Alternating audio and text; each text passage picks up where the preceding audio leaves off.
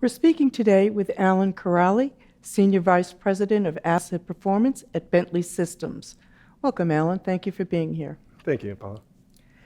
Bentley is talking this year about its going digital strategy in the industrialization of BIM. Where are you going with BIM, and what is visual operations?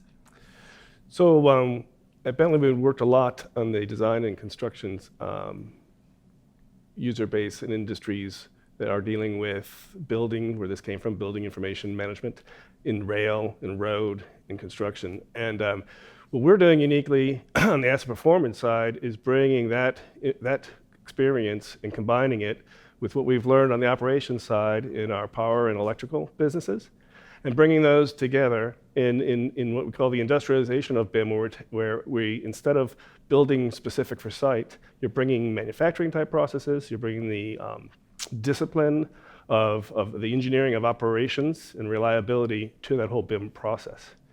And the visual operations part of that is when you bring BIM in, a lot of that is bringing over all the 3D modeling information and spatial context and using that and reusing that information in operations to get more context to the information that's needed. So you're bringing engineering technology to the IT-OT convergence. Absolutely. I like that. Your reality modeling technology is impressive, and at Year in Infrastructure, there was plenty of evidence to back up Bentley's claim that this technology is going mainstream. What is your vision for reality modeling on the asset performance side of the business, and how does that tie into reliability in the industrial Internet of Things?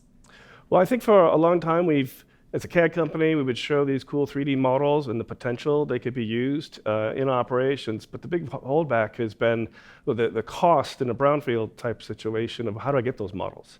And the technologies we've invested in around point clouds and now our context capture technology that use photophotography, the ability to capture reality in a 3D environment basically continuously is making this very cost effective.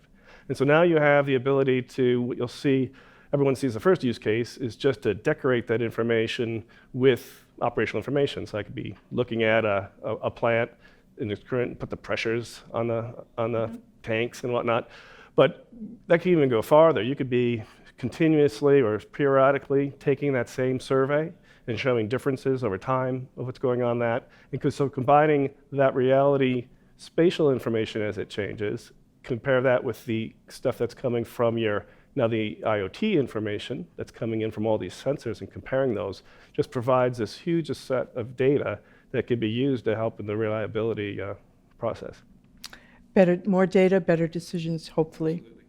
What are the greatest challenges voiced to you by owner-operators against adopting these technologies? And in your opinion, what are the biggest barriers to success as well as the greatest benefits? Well, I think there's a couple of numbers. I think first, people get overwhelmed. Where do you start? And that can be a problem. But I think that's going to start getting easier and easier. We like to talk about the so-called millenniums. They're getting pre-trained on their phones and everything. So there's now a pull from the new workforce that they want these kind of tools. So that's kind of helping with user adoption. The big rocks are going to be the infrastructure we have. If I'm going to go digital, this implies moving a lot of data around to a lot of different places. And so is your telecommunications type, is your infrastructure prepared to move this data around? People are concerned, rightfully so, about cybersecurity. And so we're addressing all those together with our customer base and making sure that we're starting with incremental improvements, because a lot of this can be done with value now, with what we have today, and it's just building a foundation of where you can go to get these great benefits moving forward. Yeah, I definitely see a lot of brownfields in particular have a lot of questions about this. Certainly implementing it in a greenfield project is totally different, but I do think there's a lot of value to be had.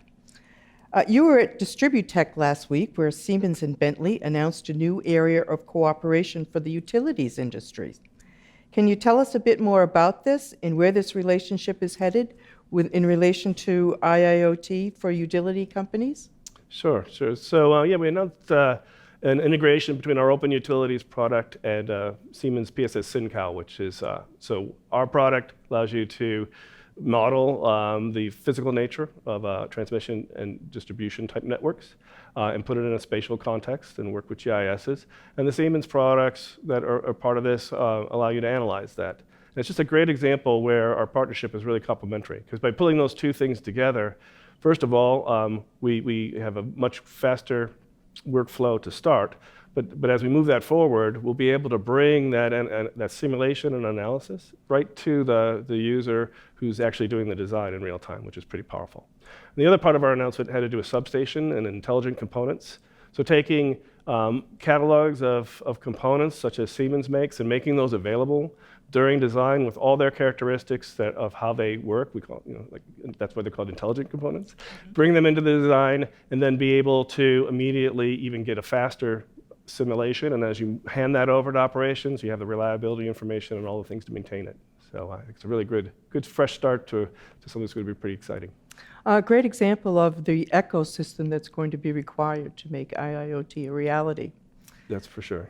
We've been speaking today with Alan Corrali, Senior Vice President of Asset Performance at Bentley Systems. Thank you, Alan. Thank you, Paula.